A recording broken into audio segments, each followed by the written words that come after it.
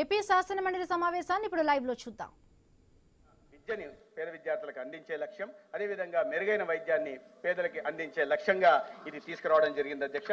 దానికి సంబంధించిన ప్రతి అనెక్స్ని ఏ రకంగా అనే విషయాన్ని కూడా పూర్తిగా దీంట్లో గౌరవ సభ్యుల అక్కడ 57 లక్షలు ఫీజు అని అంటే నేను మాట్లాడాల్సి వచ్చింది అధ్యక్ష, వాస్తవం చెప్పాల్సి వచ్చింది రన్నింగ్ కామెంటరీ ఇవ్వడం వల్ల. అదే తప్పిస్తే ఏ రకంగా రేడియో కాలేదు. మీరు దీంట్లో పూర్తిగా వివరాలు ఉన్నాయి, దానికి సంబంధించిన వివరాలని కూడా అనెక్స్లో ఇవ్వడం జరిగింది.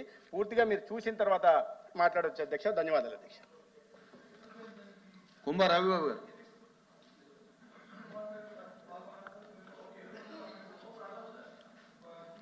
రవిబాబు గారు 10 minutes. 10 minutes. అధ్యక్ష కొంచెం టైం ఇవ్వాలి. Every member 10 minutes. ఒకవేళ మీరు ఎక్స్ట్రా తీసుకుంటే మీ మెంబర్ తగ్గు. ధన్యవాదాలు అధ్యక్ష. 10 నిమిషాల్లో మీరు కంక్లూడ్ చేయండి. అధ్యక్ష, దేశ చరిత్రలో మొట్టమొదటిసారిగా ఆరోగ్యశ్రీ పథకాన్ని ప్రవేశపెట్టినటువంటి ఘనత ఆనాడు ముఖ్యమంత్రిగా ఉన్నటువంటి doctor YS Rajasekhara Reddy.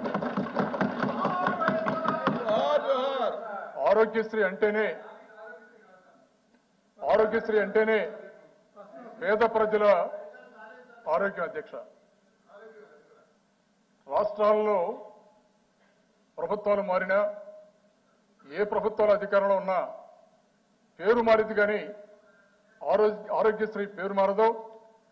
Doctor YS Rajasekhara Reddy గారి పేరు రాష్ట్ర చరిత్రనే కాదు అధ్యక్ష, దేశ చరిత్రలోనే చిరస్థాయిగా ఉండిపోయింది అధ్యక్ష.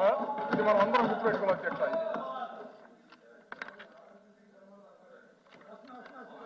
అక్కడికి వస్తున్నాం సార్.